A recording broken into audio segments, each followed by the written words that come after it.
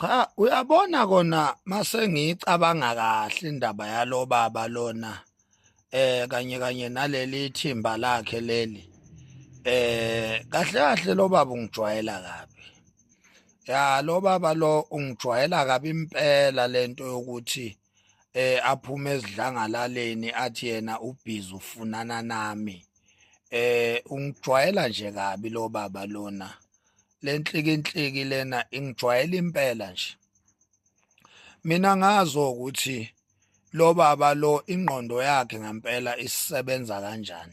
I really don't understand ukuthi ingqondo yalo baba lo isebenza kanjani. Kuyihlazo nje ebuthweni lalapha ondini ukuthi liholwa indoda enengqondo esebenza kancane njengalo baba. Kuyihlazo nje kakhulu lo baba ulithela ngehlazo ibutho lasondini. Ibutho ngiyalihlonipha. Lo baba iposition yakhe kumele ngabe uhloniphekile, kumele ngabe ngiyamhlonipha ngoba iposition yakhe kwaZulu inkulu uma ngabe ewumdidiyeli webutho. Kodwa umbuzo uthi umhlonipha kanjani umuntu ongazihloniphi yena? Ungavela usuke nje ubize abezindaba onhlaka production, ubabize maqede ufuna ukuzosongela mina kwabezindaba.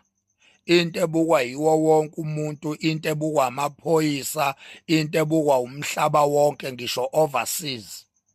Bayayibuka lento yakho ubhizi unjalo nje, ulimi lakho alisokiwe, ulimi lakho liyahlaphaza nje, liyahlaphaza nje, lu-loosed ulimi lakho.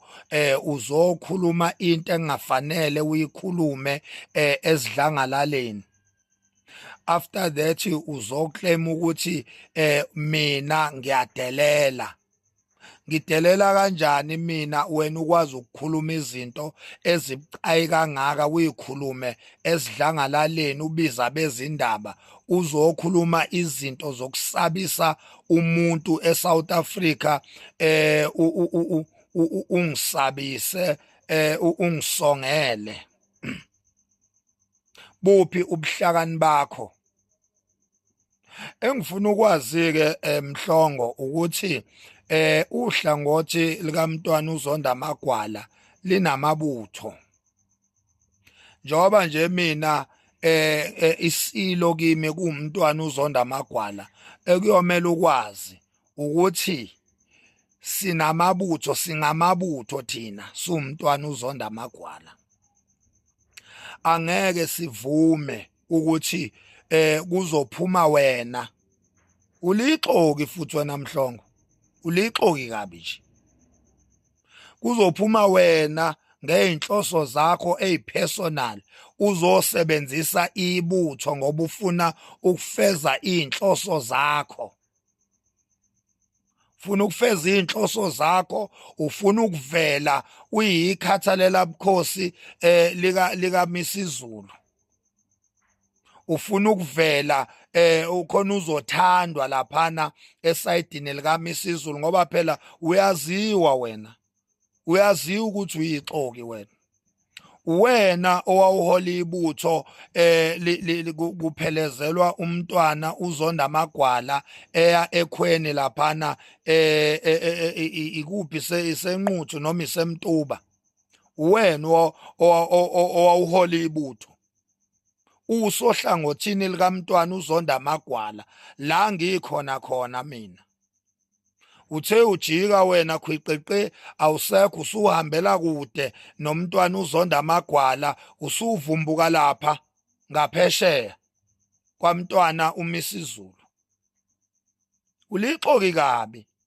Njengamanje uphusha iagenda yokuthi ufuna akubone uMntwana uMisizulu khona lezi imali ayilanda lapha eSwatini nawe ezokuhlephulela.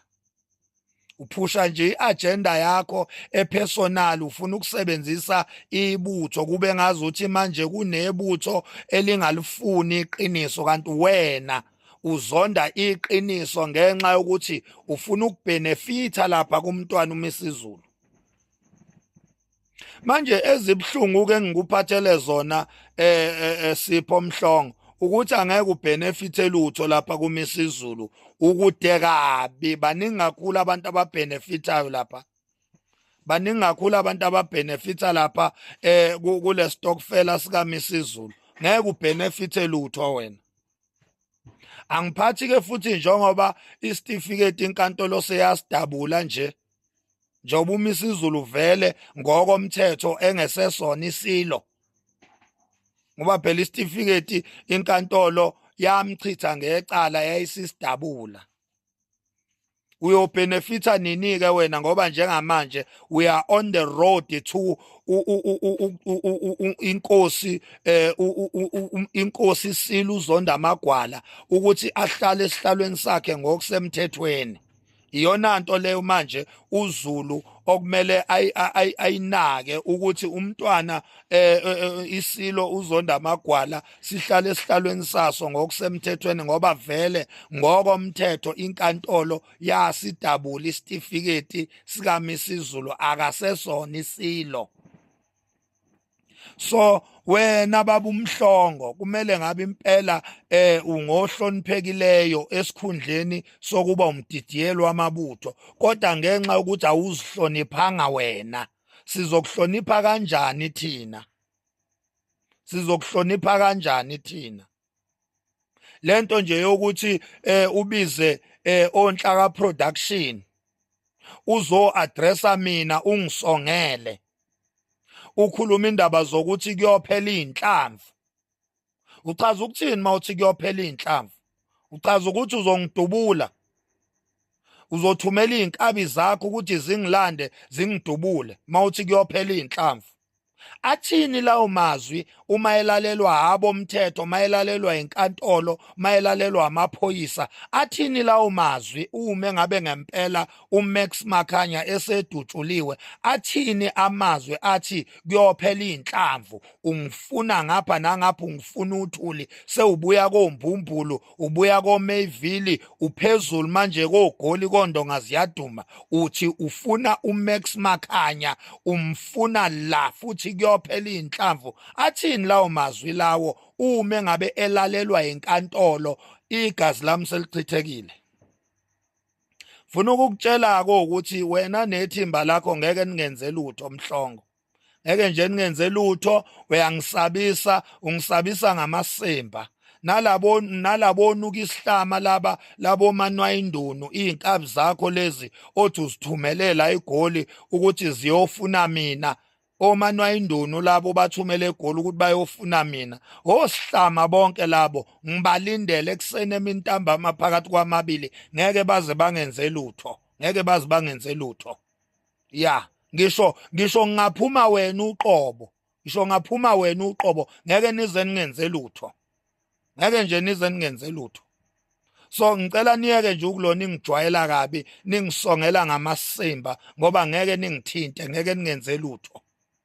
Ya, nginsizwa mina, ngisiyena, angisilona ibhoxongwana. Ngeke uze ungenze lutho Sipho mfoka Mhlongo, ngeke uze ungenze lutho, ngeke uze ungenze lutho. Nethimba lakho losikhotheni, izinkabi zakho lezi ningifuna nazo, ngeke ningenze lutho, luthela khohlwana, ngeke ningenze lutho.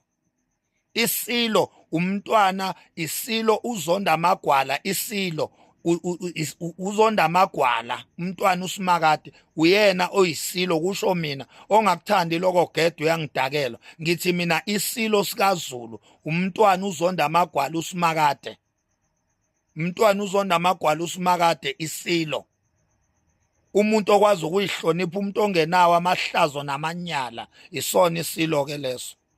Ongakufuni ke lokho gede ke uyangidakelwa, ongakufuni nje lokho gede ngempela. Ya, bengithi nje angikutshele lokho wena Sipho Mhlongo ukuthi khohlwa nje, ngeke uze ungenze lutho. Ngisho ungangithola mina uzongithola bese ungenzani, ngeke uze ungenze lutho. Forget indaba yakho gede, ngiyangidakelwa.